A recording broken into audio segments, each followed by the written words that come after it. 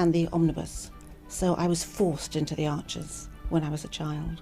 And look, it's come back to bite me later on. I'm awash with this stuff.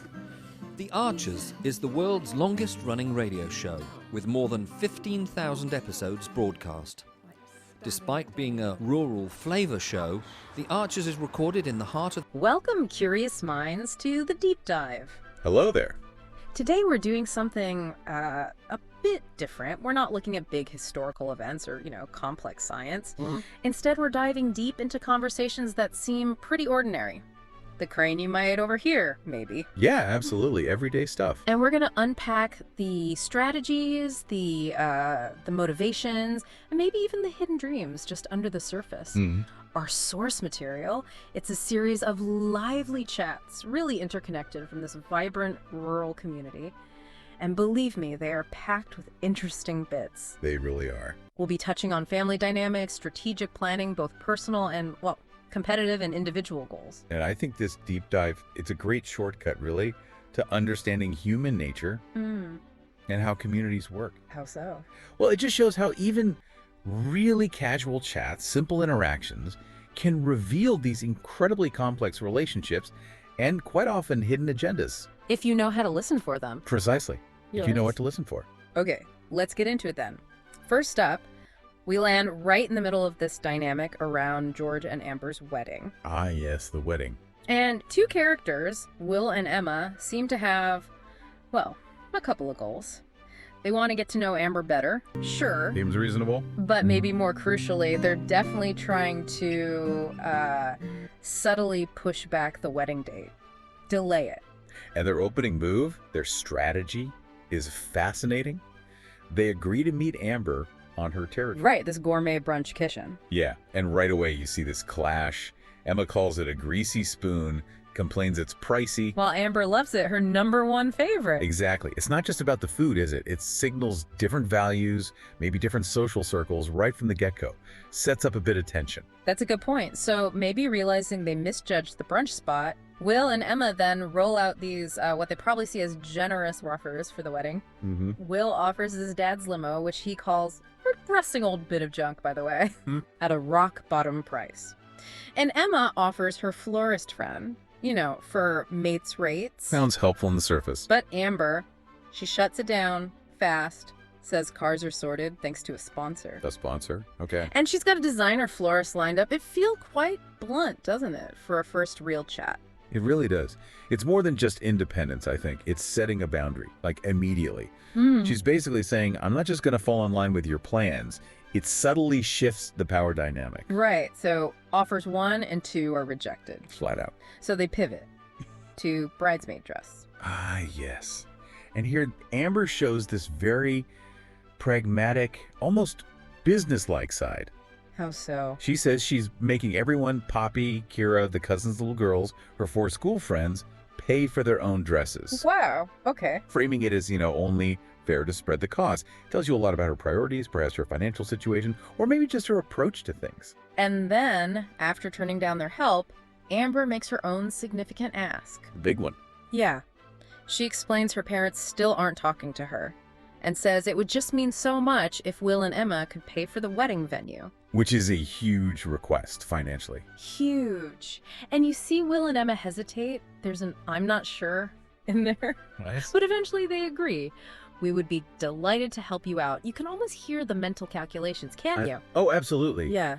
And this is where it gets really interesting strategically. Okay. Because almost immediately after agreeing to pay, Will suggests Lower Larksley for the venue. Lower Larksley, and what's the deal with that? Well, he paints it as this fantastic old house, loads of history. Emma even confirms it's ultra popular. Sounds nice, if maybe a bit grand. Exactly. But Will knows it's likely booked up for months, years even, and he basically admits that's the point. Ah. He thinks suggesting it will definitely delay the wedding. It's a deliberate, very risky strategy. Even though Emma worries it'll be extortionate and too stuffy for Amber, who wants stylish and photogenic. Precisely. He's using their agreement to pay his leverage for his own goal, the delay. It's generosity weaponized almost. kind of strategic sabotage. Wow, okay, that's some complex pre-family dynamics. Indeed. Let's shift gears now from wedding planning drama to a different kind of local battle, community pride, physical exertion, the village tug-of-war. Right, the annual rivalry against Grey Gables. And apparently our village team is facing a major strength deficit this year. Yeah, things aren't looking great, and you get these great little human details. Oh, Well, Leroy, who's got these huge rippling muscles, right? He's making a big fuss about some blisters on his hand. Despite the muscle. Exactly.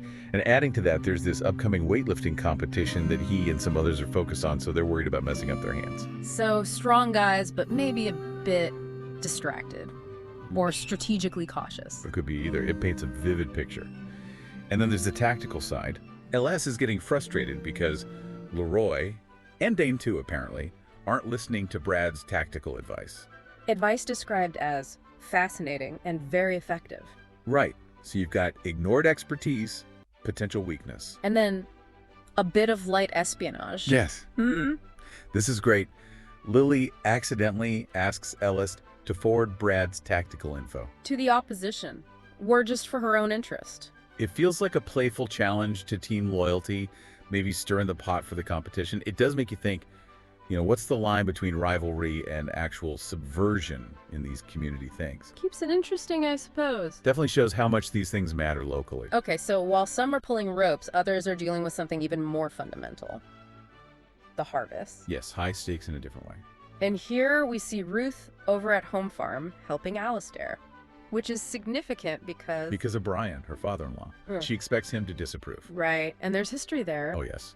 Ruth has mentioned leaving Home Farm partnership meetings, practically shaking with anger because of Brian in the past. So her stepping in now, despite that, it shows real grit. Huge resilience, yeah, and commitment to the farm itself. Plus, there's real urgency. They need to get cracking today. Weather. Ground conditions. Both, it seems, adds real pressure. And then we get that crucial moment, the moisture reading for the wheat. The make or break moment for harvest readiness. Starts at 17. Not ready. Climbs. Yeah. And finally hits the perfect 50. Yes. Ready to go. And the combine harvester is described as magnificent, perfectly built for its purpose. You feel that sense of relief and readiness. You really do. This shared excitement as they prepare to harvest some wheat. And it's underscored by the fact that Brian is away, relaxing the Cotswolds. So the responsibility and maybe the opportunity to falls on Ruth and Alistair. Exactly. It highlights that dedication, that constant pressure in farming, no matter who's officially in charge. So we've seen wedding strategies, community contests, farming pressures. Let's look a bit closer now at some of the individual journeys, the personal dreams and challenges. Yeah, because threaded through all this are these glimpses into people's personal lives, like Lily, struggling with nursing applications. She says the job market is bonkers out there. Which feels very relatable, doesn't it? That challenge young people face. And then Ben pipes up with his idea. Oh, the tentacles. Ah, yes. Teddy bear medicals for the Teddy zip wire. He jokes it could be invaluable work experience for Lily. It's funny, but maybe also shows that kind of creative, slightly absurd thinking when faced with tough realities. Could be. And Ben himself is doing some thinking. About his own career. Yeah, he finds his estate management degree a bit restrictive. Interesting. What does he want instead? He talks about wanting quality downtime, but also having this big ambition to see the whole wide world. So not settling for the expected path. Not at all.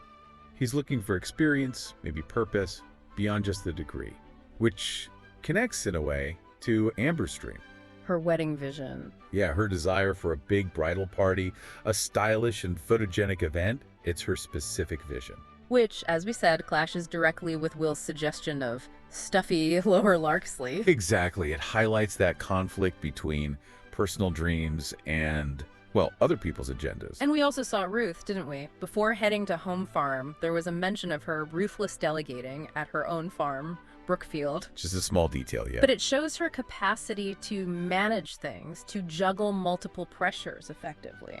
Absolutely. And what's really fascinating, I think, is seeing how all these threads, wedding plans, tug-of-war, harvest, job worries, travel dreams, they all weave together. They're not isolated conversations. I mean, not at all. They give us these incredibly rich insights into motivation into struggle, into how people navigate life within this tight-knit community, every little chat adds a piece to the puzzle. So this deep dive, it really has peeled back some layers, hasn't it? Showing the strategic thinking, the community dynamics, the personal hopes, all buzzing away beneath these everyday conversations. It's not just what's said, but the subtext, the intention, the timing. And if you look at the bigger picture, it really shows that, any conversation, doesn't matter how mundane it seems, it can be a goldmine. For understanding people. For understanding people, relationships, how negotiation works, even on a tiny scale.